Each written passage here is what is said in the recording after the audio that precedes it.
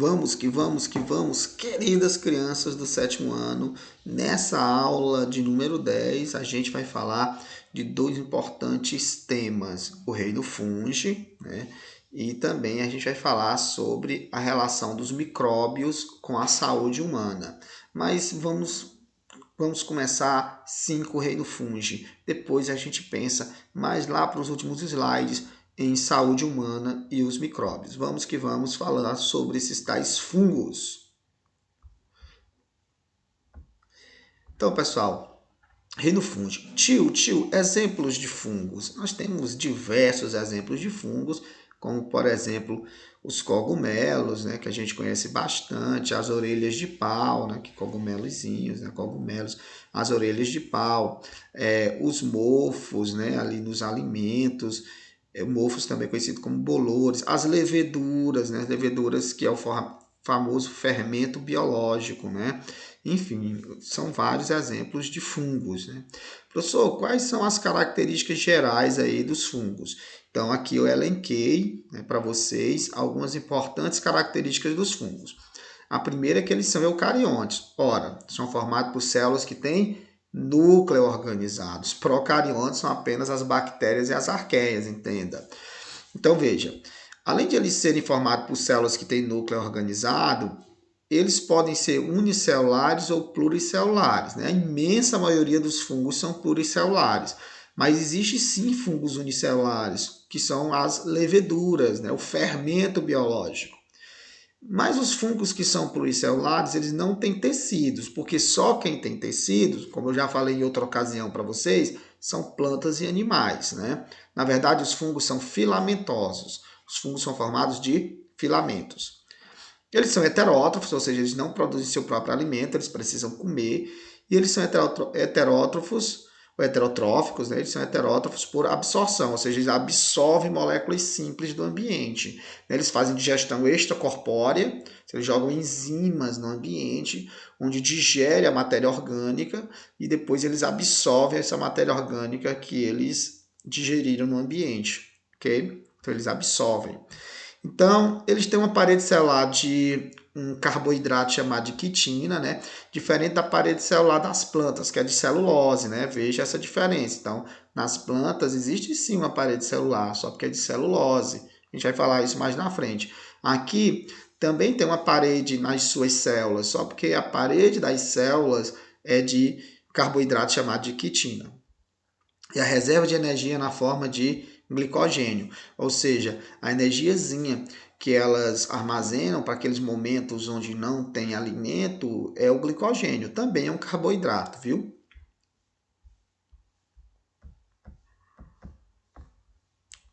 Opa, vamos para o próximo slide. Então, estrutura do corpo de um fungo pluricelular. Como eu falei para vocês, a imensa maioria dos fungos são sim pluricelulares. E quando os fungos são pluricelulares, eles não têm tecidos, né? Eles têm, na verdade, filamentos, e o nome desses filamentos são hifas. Então, veja, aqui eu tenho o corpo de um fungo, né? Então perceba que o corpo do fungo é formado de filamentos chamados de hifas. E essas hifas sempre estão em contato com o substrato no qual ele se alimenta, né? No caso, as hifas estão na massa do pão, do queijo ali que tem mofo, né? No solo. Aqui. E essas hifas elas se entrelaçam e formam o micélio.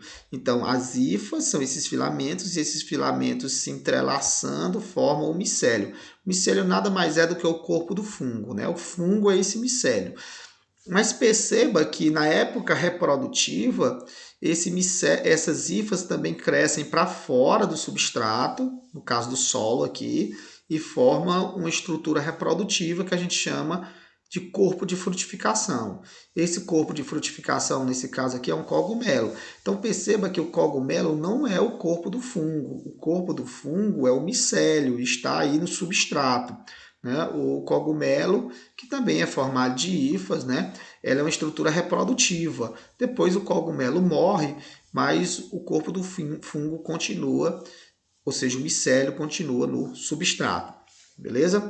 Então não confundam. Micélio, corpo de frutificação. Corpo do fungo, estrutura reprodutiva. Ok?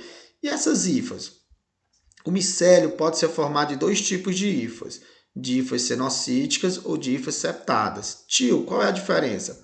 As hifas cenocíticas são desse jeito aqui, ó. Ou seja, as hifas cenocíticas é uma massa citoplasmática com centenas de núcleos. Ou seja, não tem uma separação de uma célula para outra, é tudo uma coisa só.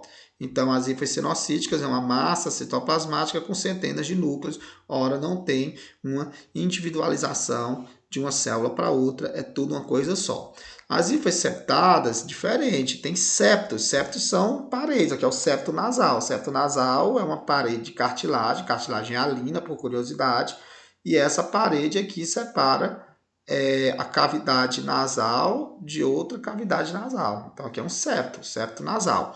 Então, as hifas septadas, elas têm septos, né, paredes, individualizando células com núcleo, né? Ou células com dois núcleos, no caso do corpo de frutificação. A gente vê isso depois, ok? Vamos para frente que é muito conteúdo.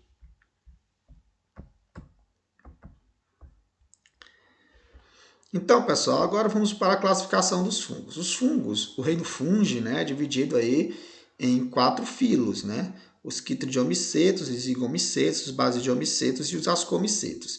Os quitridiomicetos são, vou falar só do que é mais importante, né? Os quitridiomicetos são os únicos fungos aquáticos, okay? Os únicos fungos que vivem no ambiente aquático, na água doce, na água salgada, são os quitridiomicetos. Então, os quitridiomicetos são os principais decompositores do ambiente aquático, ok? Os zigomicetos, eles são os fungos mais famosos, no meu ponto de vista. Ah, não, desculpa, não. São os basidiomicetos, né? Os zigomicetos, eles estão muito no nosso dia a dia, porque os zigomicetos são os principais responsáveis por aquele mofo que a gente percebe nos frutos, né? No pão. Então, aquele mofo geralmente é zigomiceto, né? Então, que a gente chama aqui, ó, o bolor negro do pão, né? Que é um mofo escuro que tem no pão, é zigomiceto. Também aqueles bolores, aqueles mofos que a gente encontra nas frutas, geralmente é zigomiceto.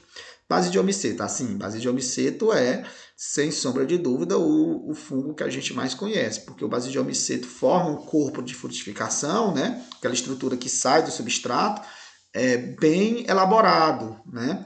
E que é justamente os cogumelos, né? Os cogumelos e as orelhas de pau. E os ascomicetos correspondem, a mais de 50% de todos os fungos do planeta.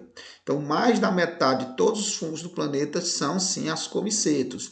E nós temos, eles são chamados de ascomiceto, asco significa saco, porque seu corpo de frutificação parece um saco, ó, né? Por isso que é ascomiceto. E aí nós temos importantes ascomicetos, como, por exemplo, as leveduras, ou seja, o fermento biológico é um ascomiceto. O fungo do gênero Penicillium, que produz a penicilina, que é um importante antibiótico, inclusive o primeiro antibiótico a ser criado pelo homem em 1928. Em outra ocasião eu conto essa história para vocês, né? Foi utilizado pela primeira vez em larga escala por ocasião da Segunda Guerra Mundial em 1939. Depois a gente conta essa história. E também as trufas que são da alta gastronomia francesa, né? As trufas que estão enterradas, né, ali na raiz de certas plantas, e os porcos cavam e acham essas trufas, e os franceses utilizam na sua culinária essas trufas. Também é um exemplo de ascomiceto. Mas vamos, que é muito conteúdo, como eu disse para vocês.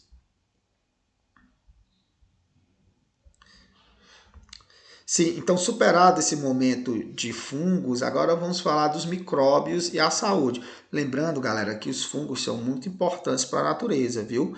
Porque os fungos, junto com as bactérias, são os grandes decompositores, né? Ou seja, os grandes recicladores da matéria orgânica morta.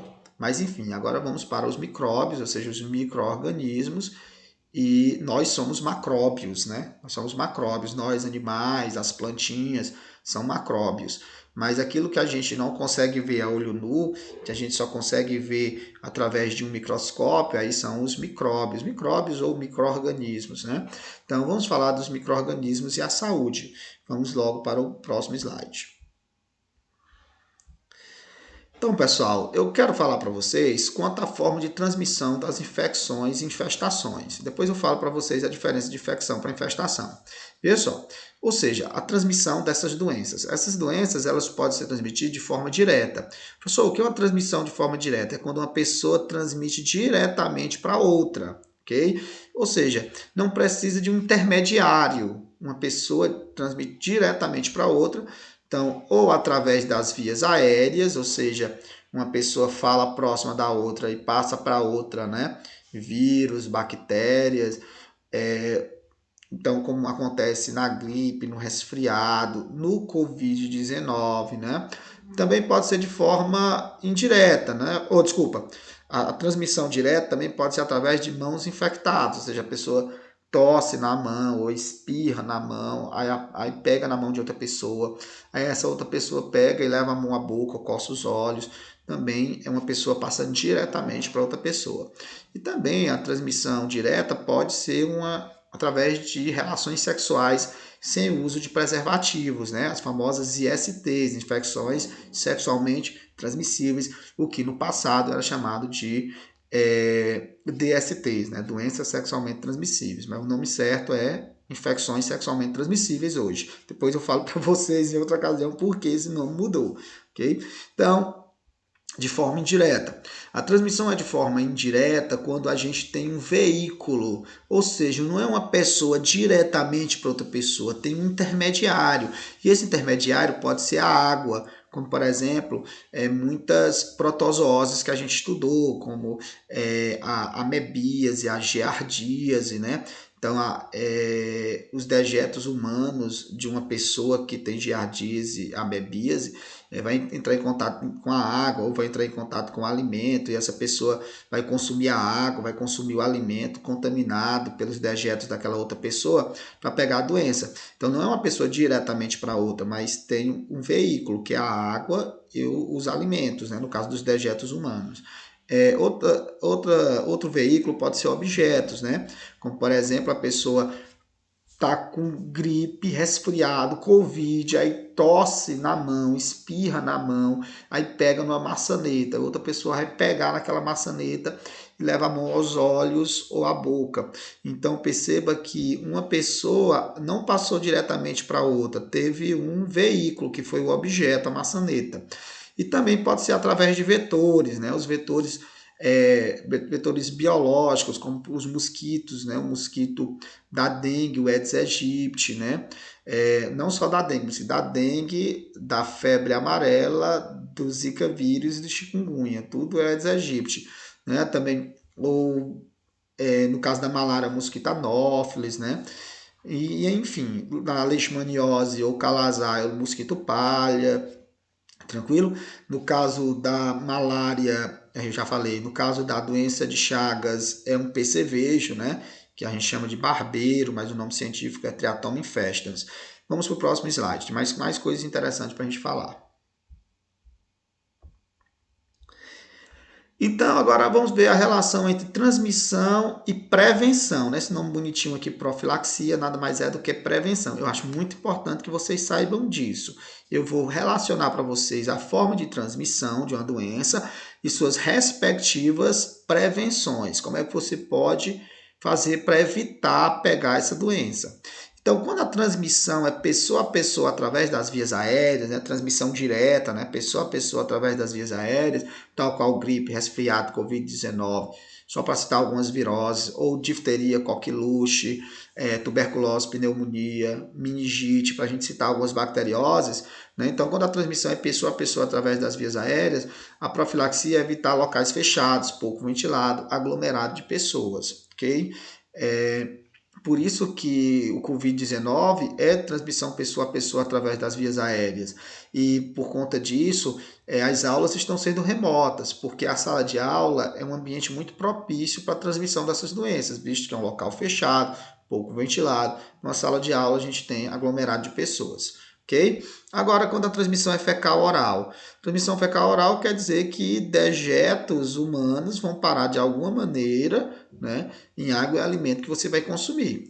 Então, para evitar essas diarreias, geralmente são diarreias, né, amebíase, giardíase, mas também algumas infecções bacterianas e infecções virais lá do intestino, né?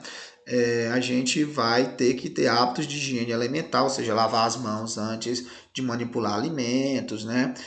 Lavar as mãos antes de levar a mão à boca aos olhos, e também comer frutos e hortaliças que são consumidos crus, a gente botar em solução de hipoclorito de sódio, né? Ou seja, pegar 1 litro de água e uma colher de chá de água sanitária. E também, isso aqui tem a ver com poder público, né? Saneamento básico. Ou seja, coleta de esgoto, né? Através de encanações, onde tem que ser levado para a estação de tratamento de água e esgoto, antes de ser devolvido aos corpos d'água, ou seja, aos rios.